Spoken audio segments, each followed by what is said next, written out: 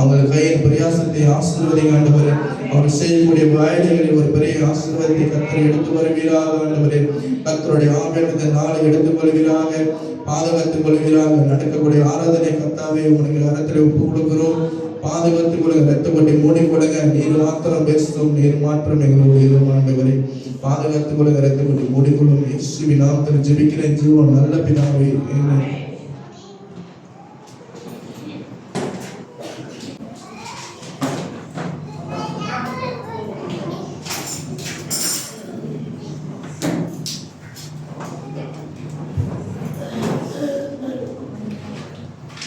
கர்த்தருடைய பரிசுத்தத்திற்கு ஸ்தோத்திரம். எடுத்துக்காட்டுங்கள் எசேயா 9ஆம் அதிகாரம் 6ஆம் வசனம். நமக்கு ஒரு பாலகன் பிறந்தார், நமக்கு ஒரு குமாரன் கொடுக்கப்பட்டார். கர்த்தத்துவம் அவர் தோளின் மேல் இருக்கும். அவர் நாமம் அதிசயமானவர், ஆலோசனை கர்த்தா, வல்லமையுள்ள தேவன், நித்திய பிதா, சமாதான பிரபு எனப்படும். 7ஆம் வசனம். தாவீதின் சிங்காசனத்தையும் அவருடைய ராஜ்யத்தையும் அவர் திடப்படுத்தி அதை இதனுடன் கொண்டு என்றென்றைக்கும் நியாயத்தினாலும் நீதியினாலும் நிலைப்படுத்தப்படும். அவருடைய கர்த்தத்துவத்தின் பெருக்கத்துக்கும் அதன் சமாதானத்துக்கும் முடிவில்லை. சோழர்களின் கர்த்தருடைய வைராக்கியம் இதை செய்யும். 8ஆம் வசனம். ஆண்டவர் யாக்கோபுக்கு ஒரு வார்த்தையை அனுப்பினார், அது இஸ்ரவேலின் மேல் இறங்கிற்று.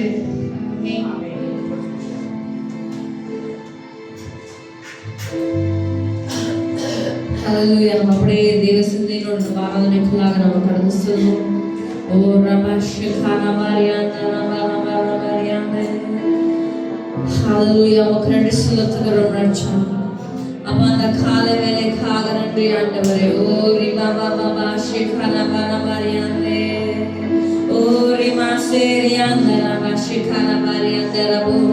ஓ ரிமாசேரியாண்டா ரமரமரியாண்டே. ஓ இந்த காலை வேளைக்காக நன்றி செலுத்துகிறோம் ராஜா. தேவனுடைய பிரசன்னத்தினால எங்க மாத்திரம் நீங்க நிரப்பங்க ஆண்டவரே. அப்பா, அங்க இருக்கிற ஒவ்வொருத்தருமே அபிஷேகம் மாத்திரம் கடந்து வரட்டும் அப்பா. ஓ ரிபாபா சேரியாண்டா ரமஷிகாராபாரியாண்டே. அப்படியே தேவனை மாத்திரம் நம்ம ஆராதிப்போமா, நம்ம நாமனால் தேவனை மாத்திரம் நம்ம துதிப்போமா. ஓ இந்த காலை வேளையில கூட தேவன் இந்த இடத்துல வாசம் பண்ண வல்லவராய் இருக்கிறார். ஓ ரமஷிகாராபாரியாண்டா ரமோரியாண்டே. ஹalleluya. நமக்கு நன்றி ஆண்டவரே. தேவனுடைய பிரசன்னம் எங்க மத்தியில ஏற்படுத்துறதுக்காக நன்றி அப்பா. ஓ ரிமாஷிகாராபாரியாண்டா ரமோரியாண்டே. ஓ ரிமாஷியாண்டா ரமஷிகாராபாரியாண்டா. ஓ ஹalleluya.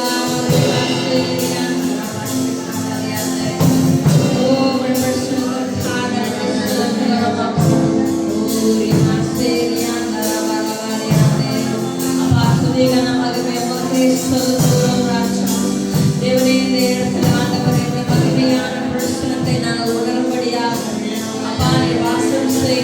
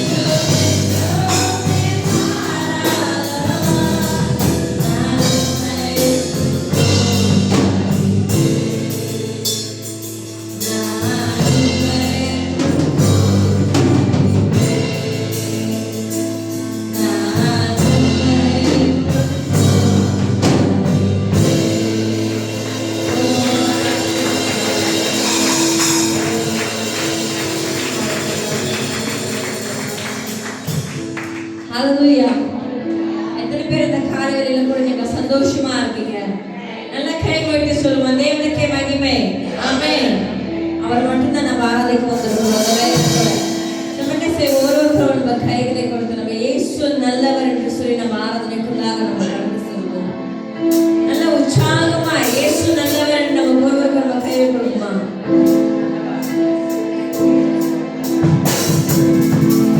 அவர்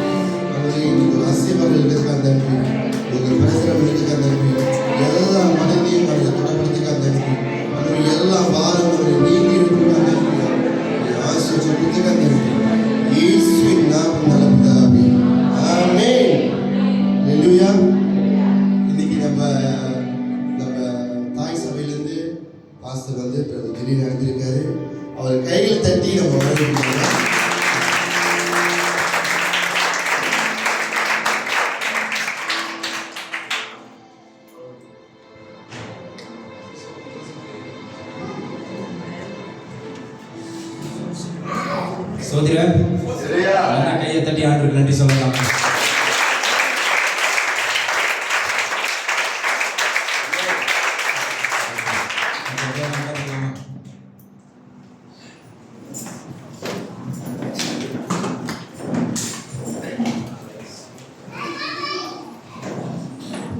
ஸ்தோத்திரம். எல்லாம் எப்படி இருக்கீங்க? ஸ்தோத்திரம். ஃபர்ஸ்ட் டைம் வீடியோவுக்கு வரேன் இந்த சபைக்கு. அந்த கிருபையில நிறைய வாட்டி வர வேண்டியது பாஸ்டரோட, வேலை நானா அப்படி இப்படின்னு பிஸி ஆயிடுச்சு. சரி என்ன சொல்லியிருந்தேன் சிம்பிளாக இருந்துச்சு. என் பேர் கீடியர், சரிங்களா? நான் கூட இருக்கேன். ராஷன் ஷான் பாஸ்டர் பிரணாமிஸோட அங்கே மெயின் சபையில் அங்கே அட்டென்ட் பண்ணுறேன். ஆண்டவருக்குள்ள வந்து ஒரு 11 வருஷம் ஆச்சு, சரிங்களா? நானும் உங்களை மாரி ஒரு காலத்தில் இந்துவாக தான் இருந்தேன், சரிங்களா? இந்துவாக இருந்து ஆண்டவரை என்னோட 22 வயசில் ஏற்றுக்கிட்டு இப்போ 11 வருஷம் ஆச்சு. 33 வயசு இருக்குது ஆண்டவருக்கு இருக்கிற. ஸோ 11 வருஷம் ஓகேங்களா ஆண்டவருக்குள்ளே வந்து. ஸோ நானும் ஆண்டவருக்குள்ளே வந்து ரொம்ப ரொம்ப அடிலாம் பட்டு பெரிய தானே இந்துவாக இருந்து வரும்போது ஒரு குடும்பத்துலேருந்து வந்தால், ஒரு இந்து குடும்பத்துலேருந்து வந்தால் நம்ம அந்த பாடுகள் எல்லாமே கர்த்தரை வந்து கொண்டு வர மாட்டேன். வசனம் சொல்லுது, முடிவு பரியந்த வரை நிலை நிற்பவனே ரசிக்கப்படுவான். ஆமாம் தானே?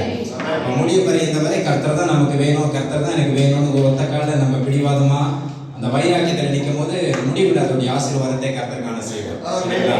நானும் உங்களை மாரி தான் வீட்டில் இருந்தெல்லாம் துரத்தப்பட்டு ஆண்டவரை ஏற்றுக்கிட்டேன் அப்படின்னு நான் போய் பெட்ரோனஸ்லாம் படுத்திருக்கேன். என்னோட 22 வயசு பத்துக்காஜா. என்னோட ஹோம் டவுன் வந்து இப்போ பத்துக்காஜான்னு ஒரு இடம். அங்கே தான் பத்துக்காஜாவில் பிறந்தேன் நான். ஸோ பத்துக்காஜாவில் பூசிங்கிற ஒரு இடத்துல தான் இருந்து அப்புறம் ஆண்டவர் தெரியுதானே 19-20 வயசுல நானே ராஜா நானே வந்துடுவேன், தெரியுதானே? நம்மளும் அந்த மாதிரி தான் இந்த ரேஸு கீஸு தான் ஓடி ஆண்டவருக்குள்ளே வந்து அப்புறம் எல்லாத்தையும் தண்ணி அதெல்லாம் இல்லை, தண்ணி சீரியல் அந்த பழக்கம் இல்லை. பிந்திலேருந்து இந்த ரேஸு இதுதான் தெரியும் தானே? அப்புறம் 4 பெரிய ஆள் தான் தெரிஞ்சா நாங்கள் அந்த நம்பரு நாங்கள் இந்த நம்பரு அது நோனு தானே நம்ம தமிழர்களுக்குள்ள அது சாதாரண ஆமா தானே? அப்படிலாம் இருந்து ஆண்டவருக்குள்ளே வந்து இன்னைக்கு ஆண்டவரால் தொடர்பட்டு இன்னைக்கு ஃபுல் டைமாக ஒரு நல்ல அரசாங்க வேலையில் ஆண்டவர் எனக்கு கொடுத்து ஒரு அரசாங்க வேலை நான் செய்கிறேன். பார்ட் டைமாக நம்ம ஊழியமும் செய்கிறோம் பாஸ்டரோட சேர்ந்து. கர்த்தருக்கு தான் எல்லா மகிமையும் போய் சேரணும், சரிங்களா? ஸோ இன்னைக்குள்ள மெசேஜ் போகிறதுக்கு முன்னுக்கு உங்ககிட்ட ஒரு வார்த்தை கேட்கணும்னு நான் ஆசைப்படுறேன். எல்லாரும் சந்தோஷமா இருக்கீங்களா? பார்த்தா அப்படி தெரியல, நல்லா கையில்.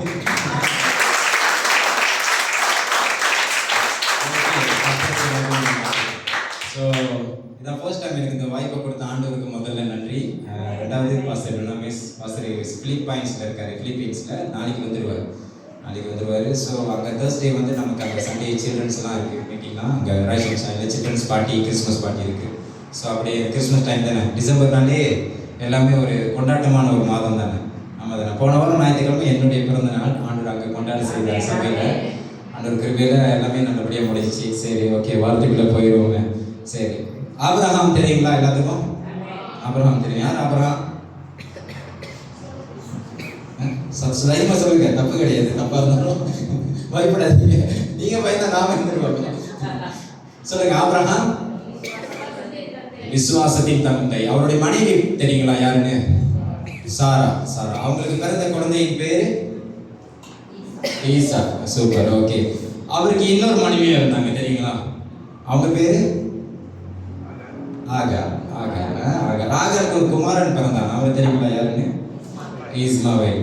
ஆனா தேவனால தெரிந்து கொள்ளப்பட்ட சந்ததி தேவன் சொன்னாரு ஆபிரகாமை நோக்கி, ஆபிரகாமே உன்னிலே என்னுடைய சந்ததி பெருகும், நான் உன் வித்தை ஆசீர்வதிப்பேன், உன் மகனை ஆசீர்வதிப்பேன், நீ திரளான ஜனங்களுக்கு ஆசீர்வாதமாக இருப்பான்னு கர்த்தர் சொன்னார். ஆமாதானே? ஆனா அந்த ஆசீர்வாதம் யார் மூலியமா வந்துச்சு? யாருக்கு கொடுக்கப்பட்டது? ஐசக்கு கொடுக்கப்பட்டுச்சு. அதாவது சரியான முறையில கல்யாணம் பண்ணி சரியான தேவனால் தெரிந்து கொள்ளப்பட்டு தேவனால் நியமிக்கப்பட்ட தேவனால் முன்குறிக்கப்பட்ட சாரா என்ற ஒரு மனைவியை ஆண்டவர் ஆபிரகாமுக்கு கொடுத்து அவங்களுக்கு பிறக்க போற குமாரன் ஐசக் அவங்க மூலியமா அந்த சந்ததி ஆபிரகாமின் தேவன், ஈசாக்கின் தேவன், யாக்கோபின் தேவன். புரியுதுங்களா? அப்படிதான் அந்த கோத்திரமா வரும். அதனால ஆண்டவர் சொல்லுவாரு, மோசே போய் ஆண்டவர்கிட்ட யந்திராகம புத்தகத்துல கேட்பாரு, ஆண்டவரே இந்த ஜனங்களை விடுதலையாக்க சொல்லி பார்வோன் கிட்ட என்ன அனுப்புறீங்க?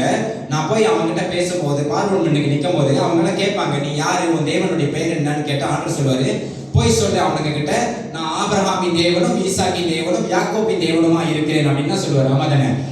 இதுவே என்னுடைய பெயர் ஸ்தாபம் தலைமுறை தலைமுறைக்கு இதுவே என்னுடைய பெயர் ஸ்தாபம்னு சொல்லுவாரு. அப்ப தேவனால் அழைக்கப்பட்டு தேவனால் தெரிந்து கொள்ளப்பட்ட சந்ததினா ஆபிரகாமின் மனைவி சாரா, அவங்களுக்கு பிறக்கப்பட்ட ஈசாக்குடைய குமாரன் யாக்கோப். அதனால ஆபிரகாமின் தேவன், ஈசாக்கின் தேவன், யாக்கோபின் தேவன். புரியுதுங்களா? அப்படியால் அழைக்கப்பட்டது, அதுதான் தேவனால் குறிக்கப்பட்டது. ஆனா இன்னைக்கு என்ன கேள்வினா, ஜனங்களுக்குள்ள, அதாவது சபை விசுவாசிகளுக்குள்ள, சபைக்கு வர்றவங்களுக்குள்ள, ஆண்டவரை ஏத்துக்கிட்டு ஆண்டவருடைய பிள்ளையா இருக்கிறவங்களுடைய எல்லா கிறிஸ்தவ பிள்ளைகளுடைய வாழ்க்கையில ஒரு கேள்வி இருக்கு. என்னன்னா, நான் ஆசீர்வதிக்கப்பட்டிருக்கேனா அப்படின்னு ஒரு கேள்வி இருக்கு. ஆமா தானே? எல்லா வாழ்க்கையிலையும் ஒரு காரியம் நல்லா இருக்கும், வேலை நல்லா இருக்கும், ஆனா வாழ்க்கையில நான் ஆசீர்வதிக்கப்பட்டனால ஒரு கேள்வி இருக்கும். வாழ்க்கை நல்லா இருக்கும், வேலையில நான் ஆசீர்வதிக்கப்பட்டனால நல்லா இருக்கும். இது ரெண்டுமே நல்லா இருந்தா ஐஸ்வர்யத்துல நான் ஆசீர்வதிக்கப்பட்டனா அப்படின்னு ஒரு கேள்வி இருக்கும். ஆமா தானே? எல்லா கிறிஸ்தவர்களுக்குள்ளேயும் ஒரு கேள்வி இருக்கு, நான் ஆசீர்வதிக்கப்பட்டிருக்கேனா? இந்த காரியத்துல ஏன் எனக்கு தடை வந்துகிட்டே இருக்கு? இந்த காரியத்துல ஏன் நான் முன்னோக்கி செல்ல முடியல? இந்த காரியத்தை நான் ஏன் விட முடியல? இதுல நான் ஒரு ஆசீர்வாதத்தை காண முடியுமா முடியாதா? ஏன் ஆண்டவரை இதுக்காக இவ்வளவு நாள் நான் ஜெபிக்கிறேன்னு அந்த காரியத்துல எனக்கு ஏன் ஆண்டவரை இன்னும் ஒரு மாற்றம் வரமாட்டுது அப்படின்னு நமக்குள்ள ஒரு கேள்வி இருக்கு. ஆமா தானே? அநேகருக்குள்ள இல்லைன்னு யாராலும் சொல்ல முடியாது. நான் இங்க இருந்து பேசுகிறேன், எனக்குள்ளேயே இன்னும் நிறைய குறைகள் இருக்கு. நானும் ஆண்டவர் சமூகத்தை தான் முழக்கால் போட்டு மாறிக்கிட்டு இருக்கேன். அப்ப குறைவானது வரும்போது நிறைவானது ஒளிந்து போகணும்னு கருத்தை சொல்றாரு. அப்ப ஏதோ ஒரு பகுதியில நம்ம வாழ்க்கையில ஒரு கேள்வி இருக்கு, நான் ஆசீர்வதிக்கப்பட்டிருக்கேனா அப்படின்னு. ஆமாவா இல்லைங்களா? ஆமா தானே? ஆனா இன்னைக்கு வரப்போற வார்த்தையை நீங்க நல்லா கேட்டுக்கிட்டு வாங்க. முடிவுல கர்த்தர் உங்ககிட்ட பேசுறதை நீங்க உணர்வீங்க. புரியுதா? ஒரு ஆள் உங்களை முன்னுக்கு கூப்பிட்டு தலையில கை வச்சு ஜெபிச்சாதான் அற்புதம் அதிசயம் நடக்கணும்னு இல்லை. ஆமா தானே? நீங்க நிக்கிற இடத்துல ஆண்டவர் தொடுவார். நான் இங்க நிக்கிறேன், ஆனா ஆண்டவர் உங்களுக்கு உள்ளாக இருக்கிறார், உங்க பக்கத்துல வச்சு இருக்கிறார். ஆமா தானே? பலத்தினாலும் அல்ல, பலாத்காரத்தினாலும் அல்ல, என்னுடைய ஆவியினாலே தான் ஆகும்னு சொல்றாரு. இனியனால ஆகும்னு சொல்லல, அந்த ஊழியக்காரராகனால ஆகும்னு சொல்லல, இந்த ஊழியக்காரனால ஆகும்னு சொல்லல. ஊழியக்காரர்கள் ஒரு கருவிதான். உங்க நம்பிக்கையை நீங்க யார் மேல வைக்கணும்? ஆண்டவர் மேல வைக்கணும். யோவான் 1:1 சொல்லுது, ஆதியிலே அந்த படிக்கலாமா யாராச்சும்? யோவான் 1:1. ஆதியிலே வார்த்தை இருந்தது, அந்த வார்த்தை தேவனிடத்தில் இருந்தது, அந்த வார்த்தை தேவனாய் இருந்தது. இதை அப்படியே பிரிச்சு நம்ம படிப்போம். முதல்ல படிப்போம், ஆதியிலே வார்த்தை இருந்தது. ஆதியாகமத்துல பூமி உண்டாகுவதற்கு முன்னே தேவன் ஜலத்தின் மேல் வாசம் செய்யும் போது கடவுள் எல்லாத்தையும் ஆதியிலே வார்த்தை இருந்தது, தம்முடைய வார்த்தையினால் தான் உண்டு பண்ணார். ஆமா தானே? இருளாய் இருந்த உலகத்துக்கு வெளிச்சம் வர கடவுள்னு சொன்னாரு, வெளிச்சம் வந்துச்சு. அப்புறம் பாதி இரவு பாதி சாயங்காலம் பறிச்சாரு. அப்புறம் மரம் செடி கொடி சகல ஜந்துக்களை கர்த்தர் பிரித்தார். ஆமா தானே? இதெல்லாம் எதனால பிரித்தாரு? உண்டாக்கினார், தன்னுடைய வார்த்தையால் தான் உண்டு பண்ணினார். ஆதியிலே வார்த்தை இருந்தது, அந்த வார்த்தையினால் தான் தேவன் வெளிப்பட்டார். அந்த வார்த்தை தேவனிடத்திலிருந்து வந்தது. அல்லேலூயா! ஏன் அந்த வார்த்தை தேவன் வெளிச்சம் வர கடவுள்னு சொன்னா உடனே வராம இருந்திருக்கலாங்க. தேவன் சொன்னா வந்துச்சுன்னா, ஏன்னா அந்த வார்த்தை தேவனிடத்துல இருந்தது. ஆமா தானே? மனிதரை உண்டு பண்ணதும் சரி, மிருகங்களை உண்டு பண்ணதும் சரி, சகல ஜந்துக்களை உண்டு பண்ணதும் சரி, எல்லாமே தேவனுடைய வார்த்தையில தான் உண்டு பண்ணது. அல்லேலூயா! In the beginning was the word and the word was with God. அல்லேலூயா! ஆதியிலே வார்த்தை இருந்தது. ஏன் அந்த வார்த்தையினால எல்லாமே உண்டாக்கப்பட்ட முடிஞ்சதுன்னா, அந்த வார்த்தை தேவனிடத்திலிருந்து இருந்தது. அல்லேலூயா! அந்த வார்த்தை தேவனிடத்திலிருந்து இருந்த அந்த வார்த்தை தான் எல்லாமே காரியமா இருந்துச்சு. இதுதான் ஹைலைட். அந்த கடைசி வசனம் சொல்லுது, the word was God. அந்த கடைசி வசனம் தமிழ்ல சொல்லுது, அந்த வார்த்தையே தேவனாய் இருந்தது. அல்லேலூயா! அப்ப யார் தேவனாய் இருக்காங்க? வார்த்தை தான் தேவன், தேவன் தான் வார்த்தை. அல்லேலூயா! தேவன் வார்த்தை மூலமா தான் தம்மை வெளிப்படுத்துவார். தேவன் அங்க இருக்காரு, தேவன் எங்க இருக்காரு? தேவன் எங்கேயுமே இல்லை. தேவன் எந்த போக்கையிலையும் இல்லை, எந்த சத்தையிலையும் இல்லை. தேவன் இங்க தான் இருக்கிறார். அல்லேலூயா! தேவன் வார்த்தையில தான் இருக்கிறார். இந்த வார்த்தையை எவ்வளவுக்கு எவ்வளவா நீங்க படிக்கிறீங்களோ அவளுக்கு அவ்வளவு உங்க விசுவாசம் அதிகரிக்கும். ஆமா தானே? கேள்வி வார்த்தையினால் வரும், வார்த்தையோ விசுவாசத்தினால் வரும். ஆமா தானே? அப்ப எவ்வளவுக்கு எவ்வளவு இந்த வார்த்தையை நீங்க படிக்கிறீங்களோ அவளுக்கு எவ்வளவு உங்க விசுவாசம் அதிகமாகும். எவ்வளவுக்கு எவ்வளவு இந்த வார்த்தையை படிக்கிறீங்களோ அவளுக்கு எவ்வளவு அடைக்கப்பட்ட உங்க வாசல், உங்க திருமண வாசல், உங்க தடைகள், திருமண வாழ்க்கை, ஐஸ்வர்யம், எல்லா வாசலும் திறக்கப்படும். அப்ப எல்லா ஐஸ்வர்யம் நீங்க தேடி போகிற மனிதன் மேல இல்ல, நீங்க நம்பி வசிக்கிற ஆண்டவர் மேல தான் இருக்கு. அல்லேலூயா! ஆமா தானே? எந்த ஊழியக்காரரும் உங்களுக்கு பரிபூர்ண சுகத்தை கொடுத்துட முடியாது. நான் உண்மையா சொல்லுவேன். உண்மைதானே? அது 1000 பவர்ஃபுல் ஊழியக்காரனா இருந்தாலும் முன்னுக்கு வந்துட்டு, ஓ நாங்க அவரு நாங்க இவரு, நோ நோ நோ, ஆண்டவர் தான் தர முடியும். அல்லேலூயா! பரிபூர்ண ஆசீர்வாதம், அந்த பரிபூர்ண ஃபுல்னஸ், பரிபூர்ணன்ற சோதனை எனக்கு நான் ஃபாஸ்டிங்ல இருக்கேன், அதனால கொஞ்சம் முக்கியமா பேச வேண்டியதா இருக்கு. அப்ப பரிபூர்ண ஆசீர்வாதம்ன்றது கர்த்தரிடத்துல தான் வரும். ஆமா தானே? அது எந்த மனுஷன் எந்த ஊழியக்காரன்டையும் கொடுக்க முடியாது. 1000 பேர் வரலாம், பிரசங்கிக்கலாம், 1000 பேர் உங்களை கூப்பிட்டு சொல்லலாம். உனக்கு இது நடக்கும் அது நடக்கும்னு. ஆனா நடக்கும்னு சொல்லிட்டு அவங்க ஊழியத்தை பார்த்துட்டு போயிடுவாங்க. ஆமா தானே? ஆனா பரிபூரண ஆசீர்வாதம் தேவன் இடத்துல மட்டும்தான் வரும். இங்கிலீஷ்ல சொல்ல போனோம்னா stop expecting people what only God can give. அது தமிழ்ல சொல்லணும்னா கர்த்தர் இடத்துல மட்டுமே நம்பி பெற்றுக்கொள்ள பெற்றுக்கொள்ளக்கூடிய ஒரு சில காரியங்களை எந்த மனுஷங்கிட்ட நம்ம பெற்றுக்கொள்ள முடியும். அல்லேலூயா. பரிபூரண ஆசீர்வாதம் உங்களுக்கு வேணும்னா கர்த்தர் இடத்துல தான் பெற்றுக்கொள்ள முடியும். பரிபூரண ஹீலிங் சுகம் வேணும்னாலும் கர்த்தர் இடத்துல தான் பெற்றுக்கொள்ள முடியும். ஆமா தானே? 1000 பேர் நமக்கு ஜெபம் பண்ணலாம். யாக்கோபு 5ஆம் புத்தகத்துல சொல்லுது, ஒருவன் வியாதிப்பட்டிருந்தால் சபையார் எல்லாம் ஒன்று சேர்ந்து கூடி அவன் தலையில் எண்ணெய் பூசி ஜெபிக்க கடவன். அப்பொழுது விசுவாசியின் ஜெபம் பிணியாளியை ரட்சிக்கும். ஆமா தானே? அதை ரட்சிக்கும், சுகம் கொடுக்கும். ஆனா பரிபூரண சுகம்ன்ற அந்த பரிபூரணன்ற வார்த்தையை ஆண்டவர் அங்க பயன்படுத்தல. பரிபூரண சுகம் அவரால் மட்டும்தான் ஆகும். ஆமா தானே? அதனால கர்த்தர் சொல்லி இருக்கிறார், பலத்தினாலும் அல்ல பலாக்கத்தினாலும் அல்ல என்னுடைய ஆவியினாலே எல்லாம் ஆகும். அந்த எல்லாம்ன்ற வார்த்தைக்கு பரிபூரணத்தை இட்டர்னல் ஃபுல்னஸ். ஆமா தானே? பரிபூரண சுகம் கர்த்தர் இடத்துல மட்டும்தான் வர முடியும். ஆமா தானே? அப்ப நீங்க யார் மேல விசுவாசத்தை வைக்கணும்? ஆண்டவர் மேல வைக்கணும். ஆண்டவர் எங்க இருக்காரு? வார்த்தை. அப்ப நீங்க இதுக்கப்புறம் வார்த்தைய அதிகமா படிக்கணும். அது உங்களுக்கு தான் நல்லது. சரியா? நீங்க படிக்கிறதுனால நான் முன்னேற போறதில்லை, நான் படிக்கிறதுனால நீங்க முன்னேற போறதில்லை. நீங்க படிச்சாதான் உங்களுக்கு விடுதலை. அல்லேலூயா. எவ்வளவு தடைகள் வாழ்க்கையில இருக்கும். ஆமா தானே? எவ்வளவு தடை இல்லாத மனுஷனே இல்லை. ஆனா மீகாய் 2:13 சொல்லுது, தடைகளை நீக்கி போடுகிறவர் அவர்களுக்கு முன்பாக செல்லுகிறார். தடைகளை நீக்கி ஒளிப்பிடத்தில் இருக்கிற புதையல்களையும் அந்தகார பொக்கிஷங்களும் கர்த்தர் ஒருவரை தருவாராம். அல்லேலூயா. நம்ம எதிர்பாராத காணாத பார்க்காத ஆசீர்வாதங்கள்லாம் அவரோட கருத்துல இருக்கு. அந்த கருத்துல இருக்கிறத நம்ம பெற்றுக்கொள்ளணும்னா முதல்ல அவரோட கருத்துல பலத்தமா அடங்கி இருக்க நம்ம கத்துக்கணும். ஆமா தானே? அதுதான் வசனம் சொல்லுது, என் பலத்த கருத்துக்குள் அடங்கி இரு, மித்ததெல்லாம் நான் பாத்துக்கிறேன். ஆமா தானே? யுத்தம் உங்களுடையதல்ல, யுத்தம் கர்த்தருடையது. அல்லேலூயா. அப்ப வசனம் சொல்லுது, ஆதியிலே வார்த்தை இருந்தது, அந்த வார்த்தை தேவனிடத்தில் இருந்தது, அந்த வார்த்தையே தேவனா இருந்தது. அந்த வார்த்தை தேவனா இருந்ததுனாலதான் அது சொல்லப்படும் போது அங்க வெளிச்சம் வந்துச்சு. அது பிரவேசிக்கும் போது, அது உச்சரிக்கும் போது அந்த காரியங்கள் நடந்துச்சு. அல்லேலூயா. ஆண்டவர் சொல்லுகிறார், என் வார்த்தை இருபுறமும் கருவுள்ள பட்டயமா இருக்கிறது. அல்லேலூயா.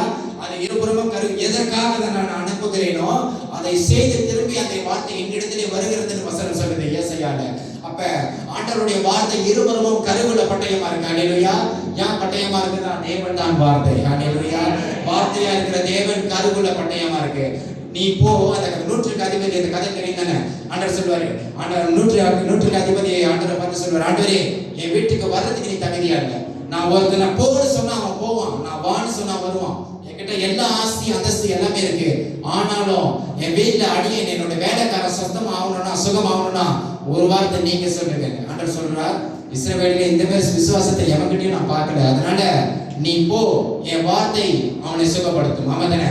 நீ போ. நீ வீட்டுல இருக்கும் போது உன் வேலைக்கார சொந்தம் ஆவான். அவர் எந்த நேரத்துல சொன்னாரோ அந்த நேரத்துல அவன் வீட்டு வேலைக்கார சுகமாவான். அல்லேலூயா. I will send my word and heal them. அப்படிதான் சொல்லியிருக்காரு. என் வார்த்தைகளை அனுப்பி நான் சுகப்படுத்துவேன். ஆமா. அல்லேலூயா. அந்த வார்த்தையை சில நேரம் ஊழியக்காரங்களை பயன்படுத்தி அனுப்புறாரு. இந்த மாதிரி ஊழியக்காரங்க மூலியமா விசுவாசத்தை வார்த்தையை கொடுத்து சுகப்படுத்தணும். எல்லா விசுவாசமும் ஊழியக்காரங்க மேல வந்துருக்கு. அல்லேலூயா. அந்த மாதிரி இருக்கக்கூடாது. எத்தனை பேர் வந்தாலும், எத்தனை ஆயிரம் பவர்ஃபுல் வந்தாலும் விசுவாசம், நம்பிக்கை, அன்பு எல்லாமே ஆண்டவர் மேல மட்டும்தான். அவர் தான் முதலிடம். அல்லேலூயா. நான் யார் என்ன பேர் பயங்கரமா பிரசங்கம் பண்ணாலும், யார் உங்களை தூக்கி உயரத்துல வச்சாலும் முதல்ல ஆண்டவருக்கு தான் நீங்க முதல் கணக்கிலே மகிமை கொடுக்கணும். அல்லேலூயா. தூக்குறவங்க இறக்கிடுவாங்க. நல்லா கேட்டுக்கோங்க. இன்னைக்கு தூக்குறவங்க நாளைக்கு இறக்கிடுவாங்க. இன்னைக்கு உங்களை சூப்பர் சூப்பர்ன்றவங்க நாளைக்கு ஐயோ அம்மனா தொருவானவன் அப்படின்னுவாங்க. புரியுதா? ஆனா கர்த்தர் மட்டும்தான் யாரு கவுத்து போட்டிருந்தாலும் தூக்கி விட வருவார். அல்லேலூயா. அதனால விழுந்திருக்கேன் ரொம்ப வாழ்க்கையில. அதனால அனுபவத்துல சொல்றேன், தூக்கி விட எந்த கூட்டாளியும் வரமாட்டான். தூக்கி விட்ட யாருமே வர மாட்டாங்க. ஆண்டவர் மட்டும்தான் வருவார். அல்லேலூயா. ஆண்டவர் மட்டும்தான் வருவார். அவர் மட்டும்தான் வர முடியும். உங்க நம்பிக்கையே நீங்க ஆண்டவர் மேல தான் வைக்கணும். புரியுதுங்களா? இன்னைக்கு நான் சொல்லிட்டு நான் போயிருவேன். ஆனா நீங்க உங்களுக்குள்ள இந்த இன்னைக்கு இன்னும் மெசேஜ்குள்ள போகல. ஆனா வருகிற வார்த்தையை நீங்க பெற்றுக்கொண்டு எப்படி உங்க வாழ்க்கையில நீங்க அதை அபியாசப்படுத்துறீங்க, எப்படி உங்க வாழ்க்கையில அந்த செயல்முறைக்கு நீங்க கொண்டு வரீங்க, அதுதான் முக்கியம். அல்லேலூயா. நான் ஜெபம் பண்ணிட்டு ஆண்டவர்கிட்ட கேட்டுதான், ஆண்டவரே நான் வந்து எனக்கு பேர் புகழ் எதுவும் வேணாம், நான் போய் பேசிட்டு வந்துடுவேன். நீங்க பேசுற வார்த்தை ஜனங்களை தொடணும். அப்படிதான் நான் சொல்லிடுவாங்க. புரியுதா? அதுதான் தொடணும். அதுதான் கிரியை செய்யணும் ஜனங்களுடைய இருதயத்துல. என் வார்த்தை கிரியை செய்யாது. ஆமா தானே? நான் ஒரு 5 நிமிஷம் பேசினா தூக்கம் வந்துடும் எல்லாத்துக்கும். என்ன ஆனா ஆவியானவர் பேசினா தூக்கமும் வராது, மயக்கமும் வராது. ஆமா தானே? அப்ப அந்த வார்த்தை கேட்கும். அப்ப வார்த்தையே தேவனா இருக்குது. வார்த்தை தான் தேவன். சரி, இன்னைக்குள்ள மெசேஜுக்கு நம்ம போவோம். ஆதியாகமம் 21 எடுத்துக்கலாம். எல்லாமே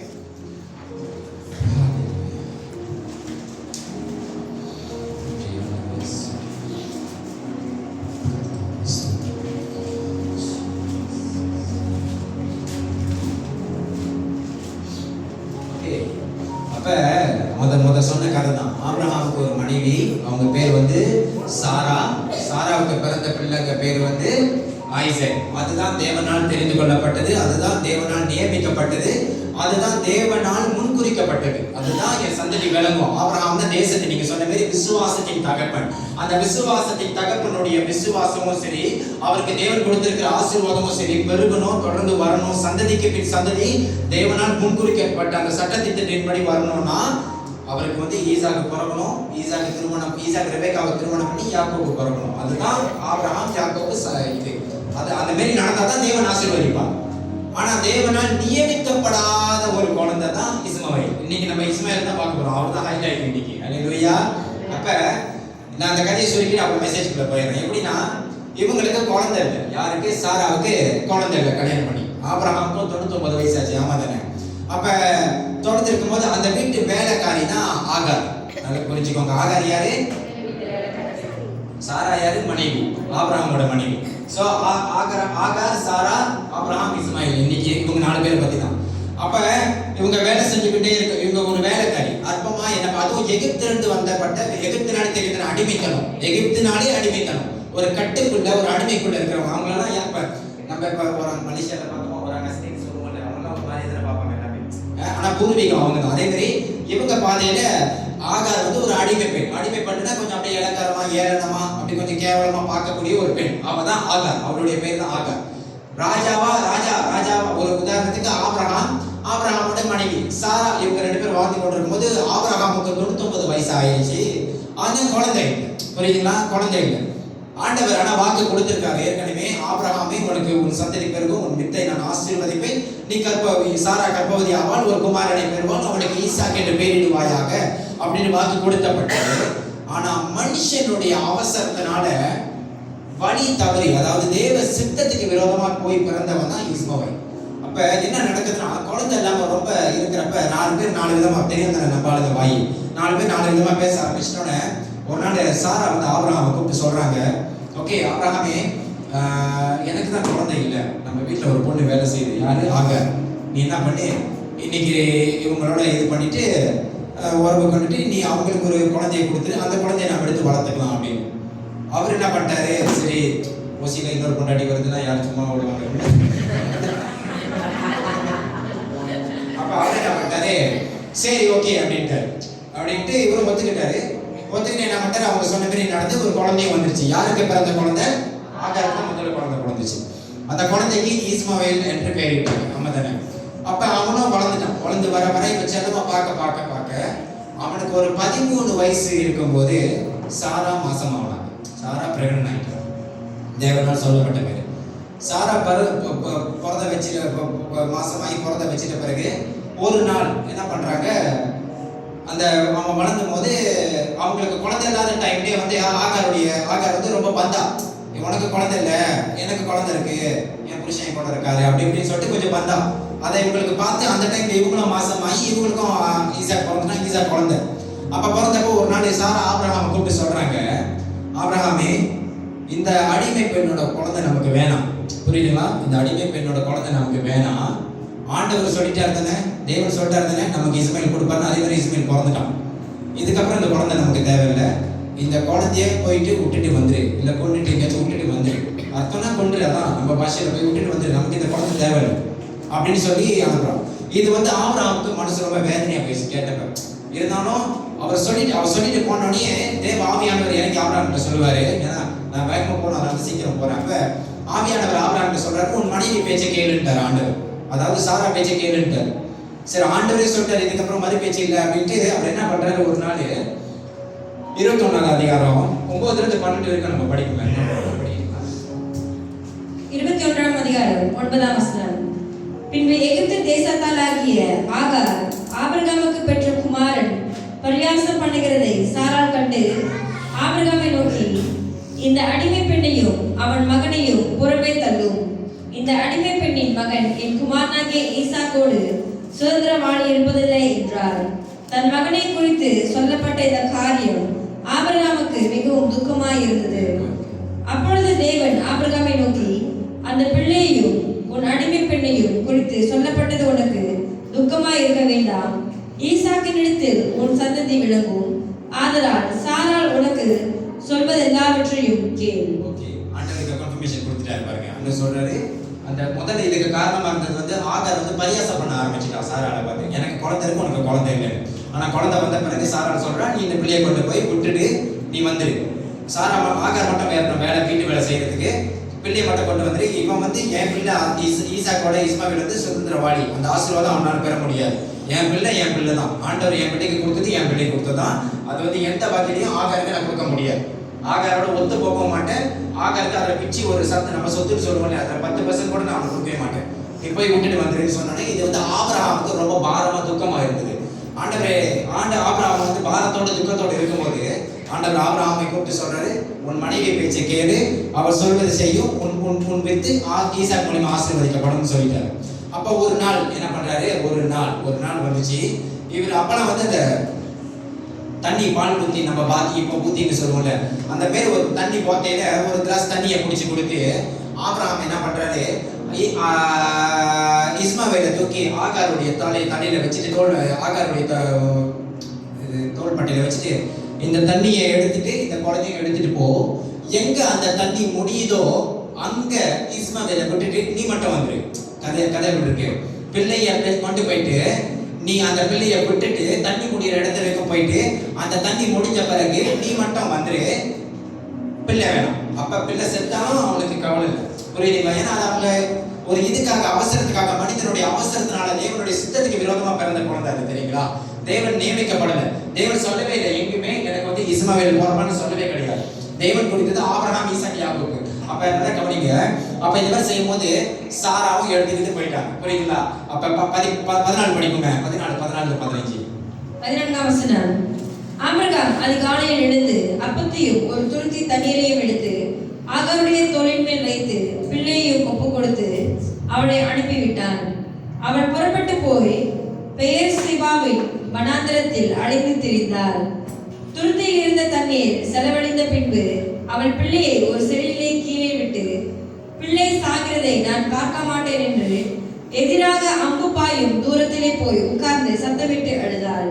ஓகே, தண்ணி எங்க போய் முடியுதா? ஒரு வனாந்திரம். அந்த வனாந்திர பெயர் சேபா 14வது அதிகாரம் சொல்லப்படுது. ஒப்பு கொடுத்து அவளை அனுப்பிவிட்டான். அவள் புறப்பட்டு போய் பெயர் சேபாவின் வனாந்தரத்தில் அணிந்து தெரிந்தாள். அப்ப தண்ணி எங்க முடியுதுன்னா அந்த வனாந்தரத்துல தான் முடியுது, புரியுதா?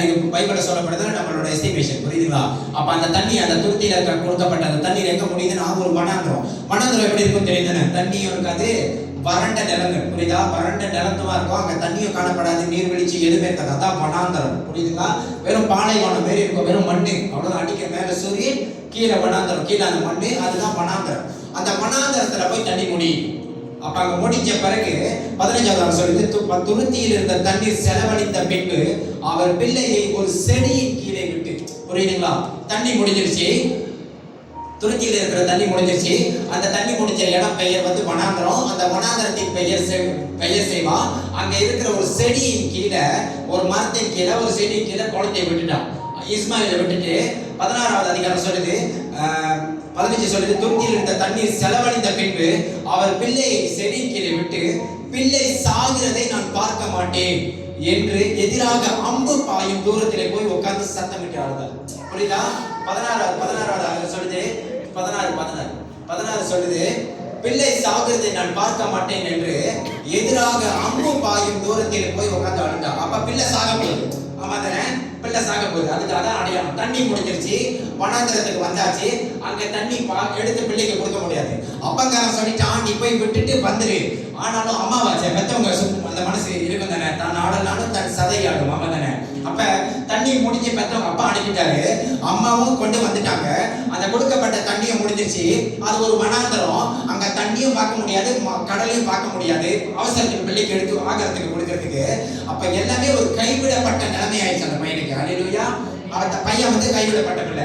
அம்மாவும் அப்பாவும் பண்ண தவறுனால, அவசரத்தினால பண்ண தவறுனால, தேவ சித்தத்துக்கு விரோதமா நடந்த தவறுனால பிறக்கப்பட்ட ஒரு பையன் தான் இஸ்மாவேல். அவனை முன் குறிக்கவும் படவில்லை, அவனை தேவன் தெரிந்து கொள்ளவும் படவில்லை. ஆனாலும் நல்லா கவனிங்க, முன் குறிக்கப்பட்டு அம்பு பாயும் தூரத்திலே போய் உட்கார்ந்து சத்தமிட்டு அழுதான். இப்ப ஒரு அம்பை நம்ம இங்கே இழுக்கிறோம், அது விட்டுமா அங்கிட்டு தானே போய் விழுவோம்.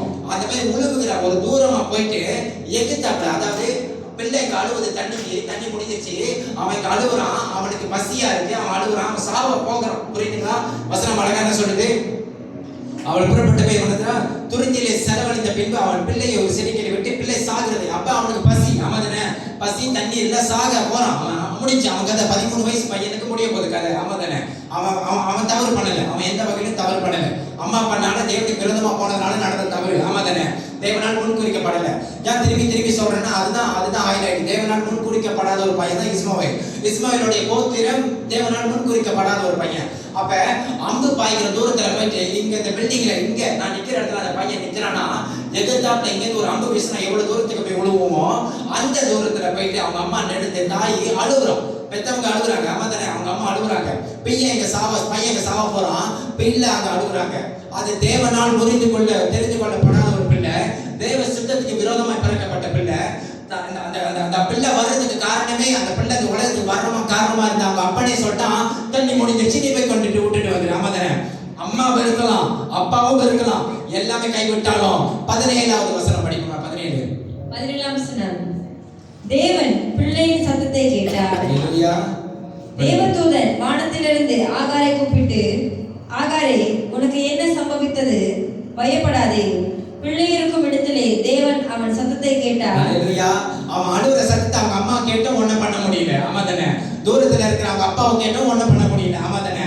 அவன் கூட இருந்த இவன் அவங்க வர்றதுக்கு காரணமா இருந்த சாராவும் அதை கேட்டும் கேட்காத மாதிரி தான் இருந்திருப்பாங்க, ஆமா தானே? யாரு உங்க சத்தத்தை கேட்கலனாலும் கேட்கறதுக்குன்னு ஒருத்தர் இருக்காரு. ஹல்லேலூயா. 17வது வசனம் சொல்லுது, தேவன் பிள்ளையின் சத்தத்தை கேட்டாரா? எத்தனை காரியத்துக்காக அழுந்திருப்பீங்க, எத்தனை காரியத்துக்காக மத்தவங்களுடைய தயவை எதிர்பார்த்திருப்பீங்க, எத்தனை காரியத்துக்காக கண்ணீர் விட்டுருப்பீங்க. நான் இப்ப சொல்றேன், தேவ சமூகத்துல நின்று தேவனுடைய மகனா, யாரு உங்க கண்ணீரை பார்க்கலனாலும் தேவன் உங்க கண்ணீரை பார்க்கிறார். யாரு உங்க சத்தத்தை கேட்கனாலும் தேவன் சத்தத்தை கேட்டிருப்பாரு, ஆமா தானே? அவர் கேட்டுட்டு அவன்கிட்ட போறவர்ல அது கீழே படிப்போம். 17 படிக்கிறேன். தேவன் பிள்ளையின் சத்தத்தை கேட்டார். தேவதூதன் வானத்திலிருந்து ஆகாரை கூப்பிட்டு, ஆகாரே, உனக்கு என்ன சம்பவித்தது? பயப்படாதே, பிள்ளை இருக்கும் இடத்தில் தேவன் அவன் சத்தத்தை கேட்டார். ஹல்லேலூயா. பிள்ளை இருக்கும் இடத்தில் தேவன் அவர் சத்தத்தை கேட்டார்னா அப்ப தேவன் பிள்ளையோடு இருக்கிறார். ஹல்லேலூயா.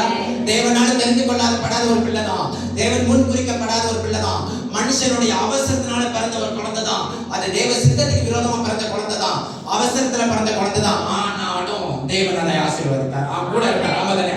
அப்ப 18வது வசனம் சொல்லுது, நீ எழுந்து பிள்ளையை எடுத்து அவனை உன் கையினால் பிடித்து கொண்டு போ, அவனை பெரிய ஜாதியாக்குவேன் அப்படின்றார். நீ பிள்ளைய நீ போய் எடுத்து 18 சொல்லுது, நீ எடுத்து பிள்ளையை எடுத்து அவனை உன் கையினால் பிடித்து கொண்டு போ, அவனை பெரிய ஜாதியாக்குவேன். அல்லேலூயா. நீ இருக்கிற இடத்துல எந்திரிச்சு, வேகமா எந்திரிச்சு, அவன் அழுகுறான், அவனை தூக்கு, அவனை ஆசீர்வதிப்பேன், அவன் சந்ததியும் நான் ஆசீர்வதிப்பேன். ஆண்டவர் சொல்லல ஈசாக்கை நான் இஸ்மாயில மட்டும் தான் ஆசீர்வதிப்பேன்னு சொல்லல, இது கீழே போவோம் நம்ம. ஆண்டவர் சொல்றாரு, உன் சந்ததியை நான் ஆசீர்வதிப்பேன். அல்லேலூயா. அந்த 19 படிக்கிறேன். தேவன் அவளுடைய கண்களை திறந்தார். அப்பொழுது அவள் ஒரு தண்ணீர் துறவை கண்டு போய் துருத்தியிலே தண்ணீர் நிரப்பி பிள்ளை குடிக்க கொடுத்தார். ஹல்லேலூயா. அது வரைக்கும் அது ஒரு வனாந்தரமா தான் இருந்துச்சு. நல்லா தானே படிச்சோம் நம்ம. அது வரைக்கும் அது ஒரு வனாந்தரமா தான் இருந்துச்சு. அங்க தண்ணீர் காணப்படல, அங்க தண்ணீர் துறவும் காணப்படல, ஆமா தானே? அங்க தண்ணீரும் காணப்படல, அங்க தண்ணீர் துறவும் காணப்படல, குடிக்கிறதுக்கு ஒண்ணுமே இல்லை. அப்படி இருந்தா முதல்ல அவன் அழுவும் போதே அவன் அம்மா எடுத்து கொடுத்துருப்பான், ஆமா தானே? ஆமா தானே? ஆனா ஒண்ணுமே இல்லாதவனுக்கு 17வது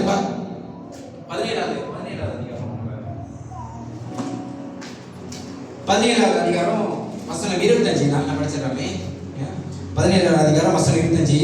அவனுடைய குமாரன் இஸ்மவேலுடைய நுனித்தோலின் மாம்சம் விருத்தல் சேதனம் பண்ணப்படும்போது அவன் 13 வயதா இருந்தான். இஸ்மவேலுக்கு எத்தனை வயசு? அவன் சாகும்போது 13 வயசு. 13 வயசு. ஆண்டவர் சொல்றார் 18, நீ பிள்ளையை எடுத்து அவனை உன் கையினால் பிடித்து கொண்டு போ, அவனை பெரிய ஜாதியாக்குவேன் என்றார். ஆமா தானே? ஆதியாகமம் 21:18. நீ எடுத்து பிள்ளையை எடுத்து அவனை உன் கையினால் பிடித்து கொண்டு போ, அவனை பெரிய ஜாதியாக்குவேன். தேவன் அவளுடைய கண்களை திறந்தார். அப்பொழுது அவள் ஒரு தண்ணீர் துறவை கண்டு போய் துருத்தியிலே தண்ணீர் நிரப்பி பிள்ளைக்கு கொடுத்தார். நல்ல கவனிங்க. அப்ப அப்பானால கைவிடப்பட்ட பிள்ளை, அம்மானாலேயும் ஒண்ணு கைவிடப்பட்ட பிள்ளை, சுத்தி இருக்கிறவங்க எல்லாம் கேவலமா பேசப்பட்ட பிள்ளை. அது வந்து ஒரு வேலைக்காரியோட பிள்ளை. ஹல்லேலூயா. வேலைக்காரியோட ஒரு பிள்ளை. அது வந்து தேவனால் நியமிக்கப்படாத ஒரு பிள்ளை. அது எல்லாத்தினாலும் வெறுத்து ஒதுக்கப்பட்ட ஒரு பிள்ளை. அது தேவ சித்தத்துக்கு விரோதமா பிறக்கப்பட்ட பிள்ளை. தேவனுடைய அழைப்பின் பிரகாரம் அது பிறக்கப்பட்ட பிள்ளை இல்லை. தேவன் அவனை முன் குறிக்கவே இல்லை. வசனத்துல எங்கேயுமே இஸ்மவேலை பத்தி சொல்லவே இல்லை ஆதியாகத்துல. ஆனாலும் 13 வயசு ஒரு பையன் கண்ணீருக்காக ஆண்டவர் ஒரு நீரோட்டே நல்லா கையை தட்டி இருக்கணுமே. 13 வயசு ஒரு பையனுக்காக, 13 வயசு பையனுக்காக இல்லாத ஒன்றை உண்டாக்கி இருக்கார் ஆண்டவர் அவனுக்காக. அவன் முன் குறிக்கவே படலையா. அவன் சந்ததியிலே உருவாக்கப்படல. அவன் ஜீரோ. அவன் பிறப்பே ஒரு சாதாரண பிறப்பு. அவன் ஒரு பிறப்பே தவறான பிறப்பு. சாராவும் ஆபிரகாமும் ஒபிஷியலா கல்யாணம் பண்ண மாதிரி ஆகாரம் ஆபிரகாமும் ஒபிஷியலா கல்யாணம் பண்ணல. அது ஒரு கண்ட திருமணம். நம்ம பாஷையில சொல்ல போனா அது ஒரு தவறான திருமணம். அவங்க திருமணமே ஒபிஷியலா ரெஜிஸ்டர் பண்ண கிடையாது. ஆனாலும் தவறான வழியில பிறக்கப்பட்ட ஒரு குழந்தை, எல்லாத்துனாலையும் ஒதுக்கப்பட்ட ஒரு குழந்தை, 13 வயசு பையனா நம்மள மதிப்புமா படிக்கிறான் அப்படின்னு போயிடும் நடந்து போற வழியில. ஆனா 13 வயசு பையனுக்காக, எல்லாத்தினாலும் கைவிடப்பட்ட ஒரு பையனுக்காக அவ்வளவு பெரிய ஒரு நீரூற்றே வனாந்தரத்தில் திறந்திருக்காருன்னா நமக்காக அந்த திருமண வாசல், அந்த திருமண ஐஸ்வர்யத்தின் வாசல்,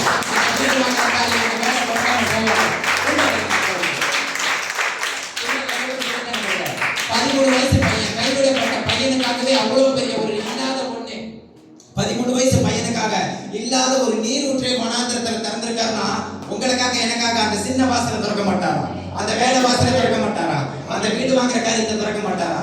அந்த திருமண காரியம், அந்த வேலை, மத்த எதிர்பார்ப்பு, தாய் சுய திருமணம் எதிர்பார்ப்பு எல்லாமே இருக்கும். அவன் அதை திறக்க மாட்டாரா? 13 வயசு பையன் தான், எல்லாத்தினாலும் கைவிடப்பட்ட பையன். இதோ அவன் வந்து ஒரு பெரிய பாஸ்டரோட பையனா இருந்தா சொல்லிருக்கலாம், அவனுக்கு மத்த இடத்துல இருந்து தயவு கிடைச்சிருக்குன்னு. இல்ல ஒரு மினிஸ்டரோட பையனா இருந்தா சொல்லிருக்கலாம், மத்த இடத்துல இருந்து இது கிடைச்சிருக்கு. இல்ல ஒரு வைபியோட பையனா இருந்தா அவங்க அப்பாவும் பேர் சொல்ற அளவுக்கு இல்ல, அவங்க அம்மாவும் ஒரு சாதாரண வேலைக்காரி. ஆமா தானே? 13 வயசு பையனுக்காக இல்லாத வனாந்தரத்துல ஒரு நீரூற்றை திறந்து அவனை ஆசீர்வதிக்கிறார்னா திறப்பாரா இல்லையா? நமக்காக நீங்க சொல்லுங்க. நமக்காக திறக்க வேண்டிய வாசலை திறப்பாரா இல்லையா? அப்ப 13 வயசு பையன், அந்த தவறான வழியில பிறந்த கைவிடப்பட்ட பையனை, அந்த பிள்ளைய மட்டும் ஆசீர்வதிக்காம அந்த ஜனத்தையே ஆசீர்வதிக்கிறான்னா சரியான முறையில பொழந்து, சரியான முறையில அம்மா அப்பா கல்யாணம் பண்ணி அவங்களுக்கு அந்த சரியான முறையில வளர்ந்து நம்மள ஆசீர்வதிக்காம போவாரா? சொல்றது புரியுதா? அது ஒரு தவறான குழந்தை தானே, அது பிறப்பே ஒரு தவறான பிறப்பு தானே. அவங்க ஒபிஷியலா கல்யாணம் பண்ணல தானே. தவறான வழியில பிறந்த அந்த குழந்தையை கர்த்தர் ஆசீர்வதிக்கிறார்னா, அந்த பிள்ளையை மட்டும் ஆசீர்வதிக்காம அந்த சந்ததியை ஆசீர்வதிக்கிறார்னா, நான் சரியான முறையில கல்யாணம் பண்ணி அம்மா அப்பாக்கு பிறந்த நம்மளே கர்த்தர் ஆசீர்வதிக்காம போவாரா? ஹல்லேலூயா. உண்மைதானே? அப்ப அந்த பிள்ளைக்கு அவ்வளோ, அதனாலதான் ஆண்டவர் சொல்றாரு, ஒரு ஆத்துமாவும் 99 ஆடு இருந்துச்சு, ஒரு ஆடு காண போச்சு. நானா இருந்துச்சுன்னா சொல்லியிருப்பேன், ஐயோ நான் இந்த ஒரு ஆடு காண போன, ஒரு ஆடு தேடி போயிருந்தா 99 மிஸ் பண்ணிடுவேன்னு. ஆண்டவர் சொல்றாரு, என் சத்தத்துக்கு விலகி போன அந்த ஒரு ஆடு, அது எத்தனை 1000 மைல் தூரம் இருந்தாலும் அந்த ஒரு ஆடை தேடி நான் போவேன். ஹல்லேலூயா. அந்த 99 ஆடு அந்த சத்தத்தை கேட்டுச்சு, அதனால அது எங்க போவாது ஆண்டவர் தெரியும். அதனால தான் அந்த தைரியத்துல ஆண்டவர் விட்டுட்டு போனாரு. ஏன்? அந்த விலகி போன ஒரே ஒரு ஆட்டுக்காக தான் கர்த்தர் போனார். யோவான் புத்தகத்துல படிச்சிருக்கோம் தானே நம்ம எல்லாமே. தானா போன அந்த ஒரு ஆடை தேடி தான் கர்த்தர் அவ்வளவு தூரம் போனாரு. அவருடைய பார்வைக்கு மறைவா எங்கேயுமே இல்லை. நான் மலேசியால இருந்து அமெரிக்காவுக்கு போனாலும் ஆண்டவர் அந்த ஆடை தேடி வருவார். அவருக்கு தூரம்னா ஒரு கதையே இல்லை. இப்படி நினைச்சா போதும். ஏன்னா என் கரம் வானத்தையும் வானத்துக்கும் பூமிக்கும் எவ்வளவு உயரமோ அவ்வளவு உயரமா என்னுடைய நினைவுகள் உன்னுடைய நினைவுகளை காட்டிலும் பெரிதா இருக்குன்னு கர்த்தர் சொல்றாரு. அவருடைய கரம் எட்டி தொடுவான். நான் இங்க இருந்து அங்க ஓடிடலாம். ஆண்டவர் அவர் சத்தத்துக்கு நான் விலகி போயிருந்தா என்னை தேடி நான் எந்த மூலையில இருந்தாலும் வருவா. ஏன்னா உலகத்தின் கடைசி முடிவு பறைந்த மாதிரி அவரே தேவனா இருக்கிறார். ஹல்லேலூயா. அவருக்கு மறைவான பொருள் ஒன்றுமே இல்லை. இப்ப நீங்க உங்க உங்க உங்க இருதயத்தை தொட்டு சொல்லலாம் தானே, ஆண்டவர் ஆசீர்வதிக்கல இந்த காரியத்துல சொல்ல முடியாது. அவன் தானே தவறான வழியில பிறந்த அந்த குழந்தைய ஆசீர்வதிச்சாரு. எல்லாத்தையும் கைவிடப்பட்ட நிலைமையில உயிர் போக போற அந்த பையனுக்கே உயிர் கொடுத்திருக்காருன்னா நமக்கு செய்யாம போவாரா? இன்னைக்கு இந்த வார்த்தையை கேட்கும்படி உங்களை கொண்டு வந்து உட்கார வச்சிருக்காரு. உங்களுக்கு செய்யாம போவாரா? கர்த்தர் கண்டிப்பா செய்வார். ஆமா தானே? செய்வாரு. நம்புறவங்க நல்லா கையை தட்டி நன்றி.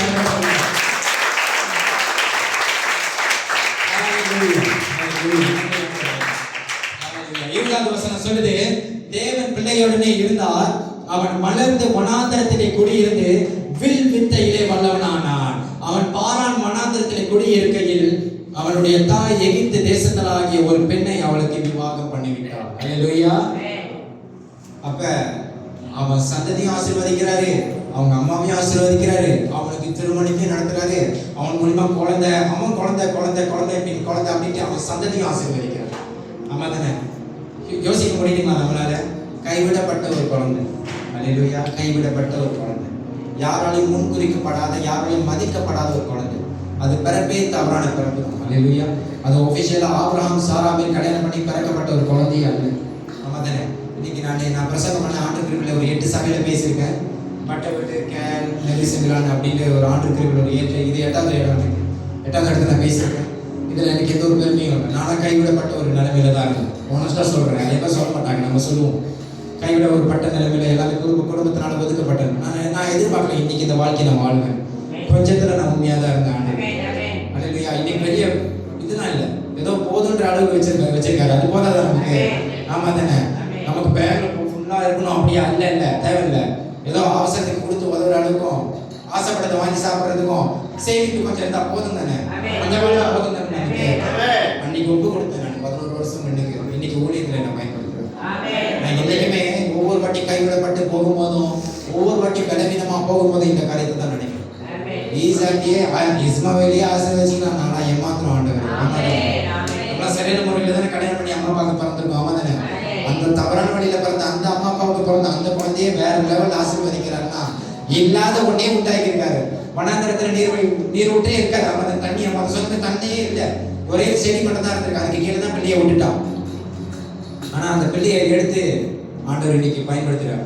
அவன் வளர்ந்து அவனுக்கு ஒரு தொழிலை கண்டு கொடுத்திருக்காரு. வில்வித்தைனா அந்த காலத்துல அந்த அம்பு அந்த வில்லுலாம் செய்வாங்கல்ல அந்த காலத்துல தேவன் இருக்கும்போது அதுதான் அந்த தொழில். அதனால 19-20 வசனம் சொல்லுது, அவன் தேவன் பிள்ளையுடனே இருந்தான். அவன் வளர்ந்து வனாந்திரத்தில் கூடியிருந்து வில்வித்தையிலே வல்லவன். அவனுக்கு ஒரு தொழிலும் கொடுத்து வில்வித்தை அவன் மூலியமா தான். வசனத்தின் பிரகாரம் போனோமா? டைம் இல்லை. வசனத்தின் பிரகாரம் போனோம். அந்த வில்வித்தையே இஸ்மாயில் மூலியமா தான் வந்துச்சு. இன்னைக்கு அந்த வில்லு சலமும் அந்த மாதிரி ஒரு கட்டத்துல இருக்குன்னா அதுக்கு காரணமே இஸ்மாயில். அல்லேலூயா. அவன் அன்னைக்கு அங்க ஆண்டவர் அவனுக்கு கொடுத்த ஆசீர்வாதத்தின் மூலியமா தான் அந்த ஆசீர்வாதம் அப்படியே அங்க தொடர்ந்துச்சு. நிறைய பேர் இன்னைக்கு நிறைய சபையில ஆபிரகாமை பத்தி தான் பேசுவாங்க, ஈசாக்கை பத்தி தான் பேசுவாங்க, யாக்கோபை பத்தி தான் பேசுவாங்க. ஏன்னா ஆசீர்வதிக்கப்பட்டவங்களை பத்தி தான் பேசி ஒரு ஆசீர்வாதமா ஒரு எடுத்துக்காட்டா சொல்லுவாங்க. இஸ்மாயிலை பத்தி எங்கேயும் பேச மாட்டாங்க. எங்கேயுமே இஸ்மாயிலை பத்தி நம்ம பேசிக்கிட்டே இருக்குமா? இல்லை தானே? கைவிடப்பட்டவங்களை பத்திலாம் பேசவே மாட்டாங்க. ஆனா நான் பேசுவேன். ஆமா தானே? நான் பேசுவேன். ஆண்டவர் காண்பிச்சா அதை நம்ம பேசிதான் ஆகணும். நான் இன்னைக்கு இங்க பேச வேண்டிய உண்மையான மெசேஜ் வந்து பிரித்து எடுத்ததின் நோக்கம். நீங்க பிரித்து எடுத்திருக்கீங்க, அதனால தான் நீங்க இங்க உட்காந்துருக்கீங்க. ஆமா தானே? பிரித்து எடுக்கப்பட்டு தேவனால் தெரிந்து கொள்ளப்பட்டிருக்கீங்க. அதுதான் இன்னைக்கு இங்க பேச வேண்டிய மெசேஜ். உண்மையாக அதுதான். ஆனா ஆன் த வேல வரும்போதுதான் இது பேசணும்னு மனசுல ஓடிக்கிட்டே இருந்துச்சு. அப்ப நினைச்சேன், சரி ஆண்டவர் இதுதான் பேச சொல்றாரு போல, சரி இதே பேசி மட்டும் தான் வந்தது. இன்னைக்கு உண்மையா பேச வேண்டிய தலைப்பின் இது வந்து பிரித்து எடுத்ததின் நோக்கம். ஏன் பிரித்து எடுத்தாரு? உடைக்கிறாருன்னா காரணம் இருக்கும். ஆமா தானே? ஆண்டவர் ஒரு இருதயத்தை உடைக்கிறாருனாலே காரணம் இருக்கும். அதுதான், அதை வச்சுதான் பேசுறது இன்னைக்கு நான் உண்மையாவே. அதை பேசினா இன்னும் நல்லா இருக்கும். ஆனா ஆண்டவர் இந்த ஆசீர்வாதமான காரியங்களை பேச சொல்றேன்னா இங்க இருக்கிற ஜனங்களுக்கு அது தேவை. ஆமா தானே? இங்க இருக்கிற உங்களுக்குள்ளாக ஒரு மனசுல ஒரு வேதனை, ஒரு கவலை இருக்கலாம். என்ன நான் ஆசீர்வதிக்கப்பட்டிருக்கேன்னா எனக்காக யாருமே இல்லையே, என்னை தூக்கி விட யாருமே இல்லையே, என்னை ஆசீர்வதிக்க யாருமே இல்லையே, நான் கைவிடப்பட்ட நிலைமையில இருக்கிறேன், நான் செய்யற வேலையை நிரந்தரம் இல்லையே, அதுல வர்ற சம்பளமே பத்தாம இருக்கேன், நான் எப்படி கல்யாணம் பண்ணுவேன், நான் எப்படி வீடு வாங்க போறேன், என்னை நம்பி யார் பொண்ணு கொடுப்பா, நான் அடுத்த கட்டத்துக்கு போவேனா, நான் வாழ்க்கையில முன்னேறுவேனா, எல்லாத்துக்கும் ஒரு கேள்வி இருக்கும். ஆனா சொல்ல முடியாது. ஆமா தானே? இருதயத்தை நிறைவினால் வாய் வார்த்தை பேசணும் வசனம் சொல்லுது. உங்க இருதயத்துல இருக்கிறத, உங்க இருதயத்தை ஆராய்ந்து பார்க்கிற கர்த்தருக்கு தெரியும். ஆமா தானே? உண்மையும் உத்தமமா இருந்தாலே போதுமா, ஆசீர்வாதத்தை நம்ம தேடி போக தேவையில்லை. ஆண்டவர் கொண்டு வருவார். ஆமா தானே? கர்த்தருக்கு பயந்து நடக்கிற கர்த்தருக்கு நடந்து பயப்படுகிற பயமே ஆசீர்வாதத்தை கொண்டு வரணும் சபையில சொல்லுவாங்க. ஆமா தானே? அப்ப நம்ம யாருக்கு பயந்து நடக்கணுமா? கர்த்தருக்கு தான் பயந்து நடக்கணும். கர்த்தருக்கு பயந்து நடந்தாலே போதும், உலக ஆசீர்வாதத்தை நம்ம தேடி போக தேவையில்லை, நம்மள தேடி அது வரும். ஆமா தானே? கொஞ்சத்துல உண்மையா இருக்கும். கொடுக்கப்பட்ட ஊழியத்துல, கொடுக்கப்பட்ட சபையில, கொடுக்கப்பட்ட வேலையில, கொடுக்கப்பட்ட குடும்பத்துல, யாரு என்ன சொன்னாலும் கொடுக்கப்பட்டதுல உண்மையா இருக்கும். காணிக்கையில, தசம பாக்கத்துல, ஆண்டவருக்கு கொடுக்கறது எனக்குலாம் நமக்கு வேணாப்பா, ஆண்டவருக்கு கொடுக்கறதுல உண்மையா இருக்கணும். ஆமா தானே? ஆண்டவருக்கு கொடுக்கறதுல உண்மையா இருந்தாலே போதும், உயர்த்த வேண்டியவர் உயர்த்துவார். ஆண்டவர் சொல்லுவார் தானே, ஏற்ற நேரத்தில் உன்னிடமாய் நான் திரும்பி உன்னை நான் ஆசீர்வதிப்பேன், அதை நான் நீ பெருகவே பெருகுவார். கடலின் மணலத்தனை போல உன்னை பெருக பண்ணுவேன்னு சொல்லுவார். ஆமா தானே? அந்த வார்த்தை எனக்கு தான், விசுவாசிச்சா எனக்கு தான். ஆமா தானே? அந்த வார்த்தை பொதுவாக ஒரு வார்த்தை அப்படின்னா அது பொதுவா போயிடும். எனக்குன்னு எடுத்துக்கணும். ஆமா தானே? எனக்கு நமக்குன்னு எடுத்துக்கிட்டு அந்த வார்த்தையை அன்னாடிக்கு சொல்லி ஜெபிக்க வசனத்தை அதிகமாக படிக்க தேவன் நம்மளோட பேசுவார். ஆமா தானே? சில நேரம் கைவிடப்பட்ட நிலைமை போல இருக்கும், சில நேரம் யாருமே ஆறுதலுக்கு இல்லாத போல இருக்கும். அந்த நேரத்துல நீங்க வசனத்தை படிங்க, வசனத்தின் மூலமா கர்த்தர் பேசுவார். எங்க இருந்து படிக்கணும் தெரியல, மெட்டி புதிய ஏற்பாடுல இருந்து படிங்க, இல்ல பழைய ஏற்பாடு ஜெனசிஸ்ல இருந்து நீங்க படிங்க. அந்த படிக்கும்போது வரந்தன இவன் அவனை பெத்தான், அவன் இவனை பெத்தான், அதெல்லாம் வரந்தன அதெல்லாம் ஸ்கிப் பண்ணிருக்க, அதெல்லாம் தெரியலனாலும் பரவாயில்ல, ஆண்டவருடைய வார்த்தைக்குள்ள போயிருங்க. ஒரு மனுஷன் கொடுக்கிற ஒரு ஆறுதல் உங்களை நிரந்தரமா கொடுக்க முடியாது. இன்டர்னல் பீஸ் உங்களுக்கு எந்த மனுஷனும் தர முடியாது. தேவ சமூகத்துல நின்று நான் சொல்றேன், பரிபூர்ணமான ஆசீர்வாதமா இருந்தாலும் சரி, பரிபூர்ணமான சமாதானமா இருந்தாலும் சரி, தேவன் மட்டும்தான் தரும். ஹல்லேலூயா. இன்னைக்கு தூக்குறவங்க நாளைக்கு இறங்கிடுவாங்க. முதல்ல நான் சொன்ன மாதிரி மனுஷனை நம்பாதீங்க, புல்லு கோப்பா இருக்கிற மனுஷன். ஹல்லேலூயா. மனுஷன் ஆண்டு ரெங்க வச்சிருக்காரு பாத்தீங்களா, புல்லு கோப்பா இருக்கும். இன்னைக்கு அடிக்கிற வெயில பெய்யுற மழை தண்ணியில பெய்ஞ்சி நல்லா செழிப்பா இருக்கும். 3 நாள் மழை வரல, வெயில் கடினமா அடிச்சுன்னா புல்லு இப்படி போயிடும், இப்படி இருக்குது இப்படி போயிடும். ஆமா தானே? பார்த்துருக்கீங்க தானே? அப்ப புல்லு கொப்பா இருக்கிற மனுஷனை தான், புல்லுக்கு தான் சாதாரண மிதிச்சு போகிற ஒரு இடமா இருக்கிற புல்லுக்கு தான் ஆண்டவர் மனுஷனை வச்சிருக்காரு. அதனோட தான் மனுஷன் தொடர்பு ஒப்பிட்டு பேசுறாரு. அதனால அவங்க என்ன தூக்கி வைக்கணும், இவங்க என்ன தூக்கி வைக்கணும், அதெல்லாம் மயிலிருந்து எடுத்துருங்க. கர்த்தர் தான் என்ன தூக்கணும். ஹல்லேலூயா. கர்த்தர் தான் என்ன தூக்கணும். அவர் தூக்குனாதான் எவனாலையும் இறக்க முடியாது. ஹல்லேலூயா. தாவீது தெரிந்தனே, எவ்வளவு ஆண்டவர் எவ்வளவு நாட்டுக்கு ராஜாவை வச்சாரு. ஆனா அவரும் ஒரு மனுஷன் தான். விழுந்தாருந்தான ஒரு கட்டத்துல ஒரு பாவத்துல தெரிந்தவங்களுக்கு பெட்ஷிபா அந்த தவறான, அதுவும் ஒரு கல்யாணம் பண்ணாத மனைவியா இருந்தாலும் பரவாயில்ல, ஏற்கனவே இன்னொருத்தர் ஊரியாவுடைய மனைவி அவங்க, புரியுதா? புருஷனையும் யுத்தத்துல கொண்டுட்டு கொண்டாட்டி எடுத்துக்கிட்டாரு. அப்ப என்ன பேர் ஒரு மைண்ட் செட், ராஜா கெட்டனா ராஜா என்ன கேட்க யாரும் ஒருவர் இருக்காரு, ஐயா மேல ஒருவர் இருக்காரு. ஆமா தானே? விதைக்கிறவன் விதையா இருப்பான். கண்ணீரோடு விதைக்கிறவன் கம்பீரத்தோட இருப்பான். கண்ணீரோடு தேவ சமூகத்துல வச்சா கண்ணீர் கம்பீரமா நம்ம இருப்போம். அது திமிரா விசுவாசத்துல பந்தாவா பெருமையா விதைச்சா அதற்குரிய இதை நம்ம அறுக்கதான் செய்வோம்.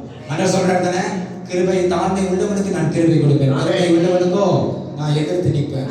ஆண்டவர் சொல்லுவாரு தானே, அந்த 2 ராஜாக்கள் நேராத்திரி படிக்கும்போது ஆண்டவர் சொல்றாரு, எரோபோயாம்னு ஒருத்தர் எனக்கு முன்பாக, ஆண்டவரோட வசனம் படிக்கும்போது எனக்கு பயங்கரமா இருந்துச்சு. ஆண்டவர் சொல்றாரு, எரோபோயாம்னு ஒருத்தன், அவன் வந்து தேவனுக்கு விரோதமா விக்கிரங்களை வணங்கினான். அவன் எனக்கு முன்பாக தாழ்த்தினதை கண்டாயான்னு ஆண்டவருக்கு அவருடைய ஊழியக்காரனை பார்த்து கேட்பான். அவன் யாருக்கும் அடங்க மாட்டான், ஒரு திமிர் பிடிச்சவன் நாட்டுக்கு ராஜா விக்கிரகத்தெல்லாம் வணங்கிட்டு வருவான். அவனே ஆண்டவர் அடங்க செய்தார். ஹல்லேலூயா. ஹல்லேலூயா. சரி, சிம்பிளா உங்களுக்கு சொல்லிடுறேன். இவர் இருக்காரு பேரோ, பார்வோன் நல்லவரா கெட்டவரா? யாருக்காச்சும் ஐடியா? பார்வோனும் சாதாரண மனுஷன். ஹல்லேலூயா. ஆண்டவர் மோசேஸ் வசனத்தை நல்லா படிச்சா சொல்லுவாரு, நீ போ மோசேஸ், நீ போய் சொல்லு பார்வோன் கிட்ட, என் ஜனங்களை எனக்கு ஆராதிக்க அனுப்பிவிடு, அவர்கள் எனக்கு ஆராதனை செய்யணும். ஆனாலும் அவர் அனுப்பாதபடிக்கு பார்வோனுடைய இருதயத்தை நான் கடினப்படுத்துவேன். ஹல்லேலூயா. அப்ப யார் பார்வோனுடைய இருதயத்தை கடினப்படுத்தினா? ஆண்டவர் கடினப்படுத்தினார். ஏன் கடினப்படுத்தினார்னா தம்முடைய மகிமையை பயங்கரமாய் வெளிப்படுத்துறதுக்கு. அதனால்தான் 10-11 அற்புதம் செஞ்சார். கடலை தனியா மாத்தினாரு, வெட்டுக்கிளி அனுப்பினாரு, கடல் பூச்சிகள் அனுப்பினாரு, கொள்ளையை அனுப்பினாரு, வாதை அனுப்பினார். ஆமாதானே? ஏன் அந்த ஜனங்களும் இவர் தான் தேவனை ஏற்றுக்கொள்ளணும், அவனும் இவர் தான் தேவனை ஏற்றுக்கொள்ளணும். ஆமாதானே? அப்ப எந்த மனுஷனும் உங்களுக்கு விரோதி அல்ல, புரியுதா? அந்த மனுஷன் எனக்கு பிடிக்காது, இவங்களை பிடிக்காது அப்படிலாம் சொல்லவே கூடாது. எல்லா மனுஷனுக்கும் ஆண்டவர் தான் கடவுள், எல்லாமே கர்த்தரால தான் உண்டாக்கப்படுது. அவங்க வணங்குற தெய்வம் வைக்கலமா இருக்கலாம், வேற தெய்வமா இருக்கலாம். ஆனா உன்னை மன்னித்தது போல நீ பிறரை மணி அப்படின்னு சொல்ற ஆண்டவரோட பிள்ளையா இருக்கிற நீங்க பிறரை மன்னிச்சு அவங்களை நேசிக்கணும், அவங்களே வெறுக்க கூடாது. ஹல்லேலூயா. உண்மைதானே? அப்ப அவ்வளவு பெரிய ஒரு ராஜாவா இருக்கிற தாவீதை பெட்ஷிபாவோட ஒரு பாவம் செய்து விழுந்துட்டாரு. ஆனா அந்த குழந்தை பாவம் செஞ்ச பிறகு அங்கேயும் ஒரு குழந்தை வந்துச்சு. ஆண்டவர் அந்த குழந்தையை அடிச்சாரு, அந்த குழந்தை செத்துருச்சு. ஆனா தாவீது மனம் திரும்பினான். ஹல்லேலூயா. அவன் அதுக்கு முன்ன ஒரு 100 தேசத்துக்கு ராஜாவா இருந்திருந்தானா, அவன் மன்னிப்பு கேட்டு ஆண்டவர்கிட்ட மன்னிச்சு மூஞ்சை எந்திரிச்சு கழுவிட்டு போகும்போது ஆண்டவர் அவன் பாவத்தை மன்னிச்சு அப்ப இருக்கிறத விட இன்னும் அதிகமான தேசத்துக்கு தான் ராஜாவாக்குனார். ஆமா தானே? ஆனா நம்மளா இருந்தா என்ன பண்ணிருப்போம்? இவ்வளவு மேடையில வச்சு பிரசங்கம் பண்ணி ஊழியக்காரன் ஒரு சின்ன தவறு விழுந்துட்டேன்னு அவரோட ஊழியமே கொடுக்க மாட்டாங்க. ஆமா தானே? ஆனா ஆண்டவர் அப்படி பாக்குறது இல்லை. ஆண்டவர் தவறு பண்ணியா மன்னிக்க முடியாத பாவம்னு ஒண்ணுமே இல்லை தேவ சமூகத்தில். நான் சொல்லிட்டு போறேன், ஆண்டவர் என்கிட்ட கணக்கு கேட்பாரு அப்படின்னு நான் தப்பா சொல்லியிருந்தான். தேவன் சமூகத்தில் நின்று சொல்றேன், மன்னிக்க முடியாத பாவம்னு ஒண்ணுமே இல்லை தேவ சமூகத்தில். உண்மையாய் மனம் திரும்பினீங்கன்னா ஆண்டவர் ஆசீர்வதிக்க வல்லவர். ஹல்லேலூயா. இதெல்லாம் நீங்க மத்தவங்க கிட்ட பகிர்ந்து கொள்ளணும். ஆமா தானே? இன்னைக்கு ஓடி பெரிய பாவம் செஞ்சுட்டேன், உனக்கு இங்க இடம் இல்லை, தேவ சமூகத்துல இடம் இருக்கு. நீங்க பாவம் இந்த சபையில உனக்கு இடம் இல்ல, வேற சபையில இடம் இருக்கு. ஆண்டவர் ஆயத்தப்படுத்திடுவார். மனுஷன் வந்ததை ஆண்டவர் சொல்றா, திரளாய் இருந்த ஜனங்கள் வெளிச்சத்தை கண்டார்கள், அழிப்பதற்கண்ட ரட்சிப்பதற்கே வந்தேன்னு கர்த்தர் சொல்றார். யோவான் புத்தகத்துல அழிக்கிறதுக்கு நான் வரலையா, ரட்சிப்பதற்காக தான் நான் வந்தேன். எவனுடைய ஆத்மாவும் பாதாளத்தில் விழுந்து போகாதபடிக்கு ரட்சிப்பதற்காகவே நான் பூமிக்கு வந்தேன்னு சொல்றாரு. ரட்சிப்பதற்காக வந்தவர் அந்த சின்ன பாவத்துக்காக நம்மள எல்லாம் கட்டி விட்டுற மாட்டார். ஆண்டவருக்கு தெரியும் பூமியில் உங்களுக்கு உபத்திரம் உண்டு. உபத்திரம்னா பாவம் எல்லாமே இருக்கு. ஆனாலும் திடன் கொள்ளுங்க, நான் உலகத்தை ஜெயித்தேன். அப்பாவே ஜெயிச்சுட்டு போயிட்டாரு, பிள்ளைங்க நம்ம ஜெயிக்காம இருப்போமா? அதுக்கு பலன் கொடுப்பாரு. ஆமா தானே? அப்ப மன்னிக்க முடியாத பாவம் ஒண்ணுமே இல்லை. அப்படி சொல்லிட்டு போயிட்டு திரும்பி பாவமாவும் செஞ்சுக்கிட்டு இருக்க முடியாது. ஆமா தானே? தேவனுடைய நியாய தீர்ப்பு வந்துடும். அப்புறம் அது நம்ம ஒன்றும் பண்ண முடியாது. பாவம் செய்தவன் மனம் திரும்ப செய்வான். 2 நாளாகமம் 7:14 சொல்லுது, என் நாமம் தரிக்கப்பட்ட தங்கள் ஜனங்கள் தங்கள் பொல்லாத வழிகளை விட்டு மன்னிப்பு கேட்டு மனம் திரும்பி என் முகத்தை தேடினால் அவர்களுக்கு மட்டுமல்ல அந்த தேசத்துக்கே சேமத்தை கொடுப்பேன். ஒரு ஆளுடைய ஆண்டு சொல்றாருன்னு இதை இப்ப பார்த்து ஒரு ஆள் இருந்தாலும் சோதோகுமாரை அழிச்சிருக்க மாட்டேன்னு சொல்றாரு. ஆமா தானே?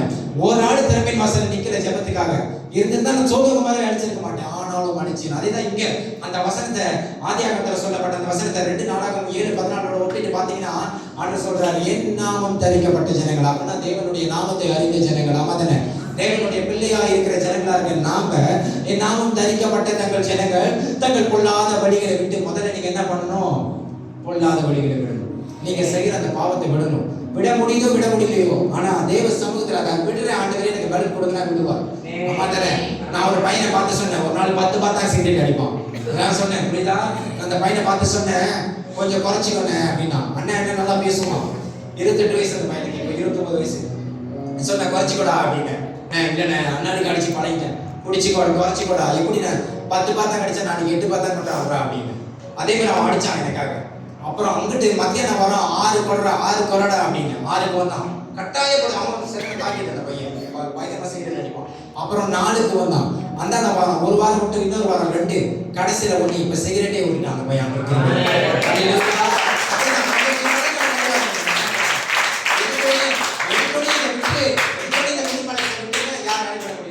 தேவன் தொட்டார்னா அது வேற கணக்கு.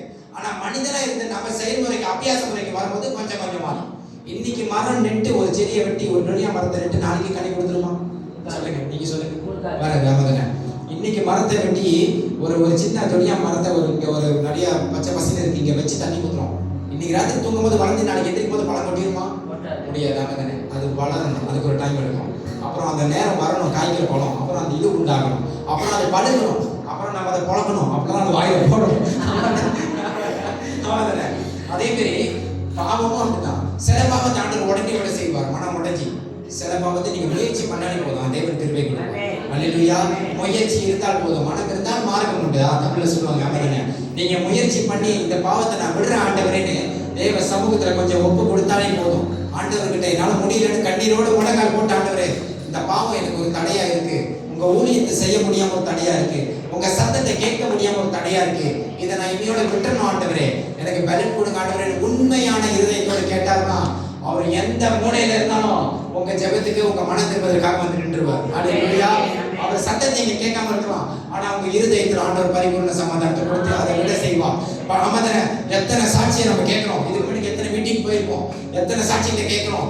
ஆண்டவரால விட முடியாத, நான் ஆண்டவர் இவ்வளவு நாள் இருக்காங்க ஜெபம் பண்ணிக்கிட்டு இருக்கேன், ஆண்டவர் நான் உடனே செய்யலப்பா, நான் இவ்வளவு நாள் நம்பர் எடுத்துக்கிட்டு இருக்கேன், ஆண்டவர் என்ன உடனே செய்யல, இன்னும் அதிகமாக தான் நம்பர் எடுக்கிறேன் ஒரு ஆள் சொல்ல முடியாது. ஆமாதானே? உண்மையான மனம் திரும்புதல் இருந்தா அங்க கண்டிப்பாய் மாற்றங்கள் வரும். நம்மளால வராது, ஆண்டவரால மட்டும்தான்.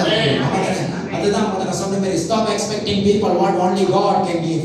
மனிதனை தேவனிடத்திலிருந்து நம்பி தேவனை நம்பி பெற்றுக்கொள்ள முடிய ஒரு சில காரியங்களை எந்த மனுஷனாலையும் நம்ம நம்பி பெற்றுக்கொள்ள முடியாது. மனுஷன் கிட்டதான் பெற்றுக்கொள்ள முடியாது. நம்மளை வந்து அவங்களும் அமதனை காது காது மூக்கு அவங்களும் அப்படிதான், அவங்களுக்கும் பலவீனம் வரும். இன்னைக்கு ஊழியர் என்ன பேசுறாங்க, எனக்கும் பலவீனம் இருக்கு, அங்க என்னோட தலைமை போதகருக்கு அவருக்கும் என்ன சொல்லுவாங்க பலவீனங்கள் இருக்கு. எல்லாமே மனிதர்கள். ஆமா தானே? எல்லாமே மனிதர்கள் தானே, எல்லாத்துக்கும் குறைகள் இருக்கு. ஆனா குறையான மனுஷன் நிறைவான ஆண்டவரை தேடும் போது அவனுடைய குறைவுகள் எல்லாம் நிறைவாக்கப்படுகிறது. ஏன்? அவன் தேடுறவர் நிறைவானவர். அல்லேலூயா. அவரால் மட்டும்தான் எல்லாத்தையும் மாற்ற முடியும். லூக்கா 10:19 சொல்லுது, சர்ப்பங்களையும் தேள்களையும் உனக்கு விதிக்க அதிகாரமும் சத்துருவினுடைய சகல வல்லமைகளை மேற்கொள்ளவும் உனக்கு அதிகாரம் கொடுத்திருக்கிறேன், ஒன்று உன்னை சேதப்படுத்த ஆமாதானே? அதுக்கு இதுக்கு அவங்க என்ன சொல்லி ஒண்ணுக்கும் பயப்பட வேண்டாம். எல்லா அதிகாரத்தையும் கர்த்தர் நமக்கு கொடுத்துட்டார். நமக்கு தான் பயன்படுத்த தெரியல. ஆமாதானே? நம்ம தான் இன்னும் பலவீனத்துலயும் ஐயோ பாவம், அந்த பாவம் தான். இன்னைக்கு சத்துரு என்ன பண்ணுவோம்னா, சின்ன பாவம் செஞ்சுட்டாலே போதும், ஒரு இதை தவிர பார்த்துட்டாலே போதும், ஐயோ நீ செஞ்சுட்டீங்க, தேவனும் செஞ்சு இல்ல, தேவனும் ஜெபத்தை கேட்பாரா, தேவனோட ஆசீர்வதிப்பாரா, இல்ல நீங்க எதிர்த்து நின்று சொல்லணும். அந்த மாதிரி நினைவுகள் வரும்போது என் தேவன் என்னை ஆசீர்வதிக்கவே ஆசீர்வதிப்பா, நான் மன திரும்ப தயாரா இருக்கேன், என் தேவன் தன்னுடைய ரத்தத்தினால என்னை கழுவி ஆசீர்வதிக்க ரெடியா இருக்கிறார். நான் செய்ய வேண்டியது ஒன்னே ஒண்ணுதான், என் வீட்டு அறைக்குள்ள போய் அது கதை அறுவை மூடிக்கொண்டு முளைக்கால் போட்டு கையை நோக்கி ஆண்டவரே என்னை மன்னிச்சிருங்க, நான் திரும்பி செய்யாதபடிக்கு என்னை பலப்படுத்துங்க, இந்த பாவத்துல நான் சிக்கிக் கொள்ளாதபடிக்கு என்னை பலப்படுத்துங்க, என்னை வழி நடத்துங்க. உங்க ஆவியானவர் என்னை வழி நடத்தட்டும். எப்படி சோலமோனுக்கு ஞானத்தை கொடுத்தீங்களோ அதே மாதிரி எனக்கு ஞானத்தை கொடுத்து இனி வருகிற நாட்கள்ல அந்த பாவத்துக்கு என்ன தூரமாக்கி இருக்கு ஆண்டவரே, எனக்கும் அந்த பாவத்தை தூரமாக்கி இருக்கு சொன்னா செய்வாரா? செய்வாரா? அவர் ஜீவிக்கிற தேவன். நம்ம நிறைய பேரு யந்திராகம புத்தகத்துல சொல்லப்படுது, என் நாமத்தை பிரஸ்தாபப்படுத்தும் எந்த ஸ்தானத்திலும் உன்னிடத்தில் வருவேன். ஆமா, அப்ப அவருடைய நாமத்தை உச்சரித்து ஜெபிச்சாலே எல்லா ஸ்தானத்திலும் அவர் வருவாரு. நம்மளுடைய பாவம், நம்மளுடைய பலவீனம், நம்மளுடைய அவிசுவாசத்தினாலதான் ஐயோ தேவன் இந்த ஜெபத்தை கேட்டாரா, ஐயோ தேவன் இதை செஞ்சாரா, ஐயோ அப்படின்ற போயிடும், ஐயோ இல்ல, அவருடைய வார்த்தை வரக்கூடாது. இனி தேவன் என் ஜெபத்தை கேட்டா, கைவிடப்பட்ட அந்த பிள்ளையை ஆசீர்வதிச்சார்னா என்னையும் ஆசீர்வதிப்பார். குரலை தூக்கி விட்டு கேட்கணும். அந்த கோடை இருக்கு தெரியுங்களா, அதை தூக்கி விட்டு ஆண்டவரே நீங்க சொல்லணும், ஆண்டவரே தவறான வழியில பிறந்த கைவிடப்பட்ட பிள்ளை, அந்த பிள்ளையை மட்டும் ஆசீர்வதிக்காம அந்த ஜனத்தையும் ஆசீர்வதிச்சீங்கன்னா, தவறான அம்மா அப்பாவே கைவிடப்பட்ட பிள்ளை ஆமாதானே, அந்த பிள்ளையை ஆசீர்வதிச்சீங்கன்னா சரியான முறையில பிறந்து வளர்ந்த என்ன ஆசீர்வதிக்காம போவீங்க ஆண்டவரே. நான் உங்க பிள்ளை ஆண்டவரே, என்ன ஆசீர்வதிக்கவே ஆசீர்வதித்து அநேகருக்கு என்ன ஆசீர்வாதமா வைக்கணும்னு நம்ம கேட்கணும். ஆமாதானே? இனி யாராலும் இங்க இந்த பீடர் சபையில இருக்கிற யாரும் வாயை திறந்து ஆண்டவர் என்ன ஆசீர்வதிக்கல, இந்த காரியத்தில் ஆசீர்வதிக்கலன்னு சொல்லவே கூடாது. ஆசீர்வதிக்கிறன்ற வாயிலே வார்த்தை வரக்கூடாது.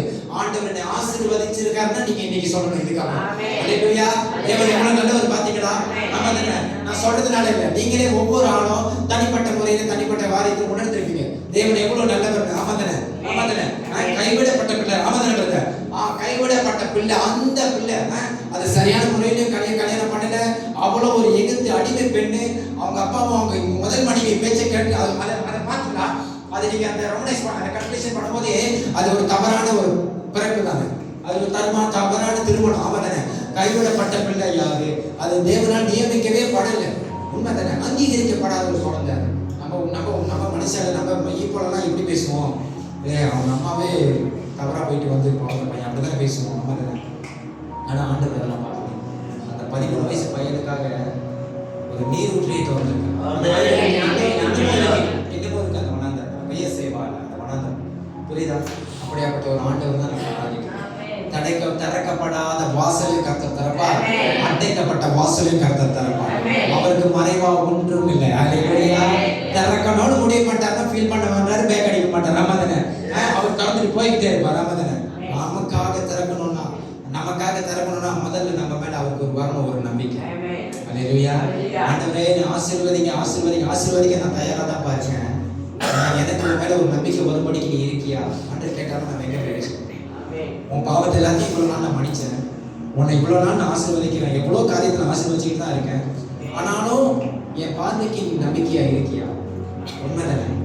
அவருடைய இறக்கம் ஆசீர்வாதம் நம்ம மேல வரணும்னா முதல்ல அதுக்கு நம்ம பாத்திரமா இருக்கணும். என்கிட்ட ஆண்டவர் எத்தனை வருஷம் எனக்கு கேட்ட கேள்வி இன்னைக்கு நான் உங்ககிட்ட சொல்லிட்டு போறேன். நான் உன்னை ஆசீர்வதிக்கிறேன், உன்னை உயர்த்துறேன், எனக்கு முதல்ல உன் மேல ஒரு நம்பிக்கை வரணும். மாற்றப்படாத உன் வாழ்க்கையில நீ மாற்ற கத்துக்கணும். இந்த விஷயங்கள்னா இது நான் பாவம் செய்யறேன், இந்த பாவம் எனக்குள்ளாக இருக்குன்னு நான் ஆண்டவர் பார்க்கணும், தெரிஞ்சு செய்வோம். ஆமாதானே? இந்த பாவம் எனக்குள்ளாக இருக்குன்னு தெரியல, நமக்கு தான் தெரியும் என்னென்ன பாவம் அவருக்கு தெரியும். ஆமாதானே? அந்த பாவத்திலிருந்து நம்ம முன் ஒரு கால் எடுத்து வைக்க கத்துக்கணும்.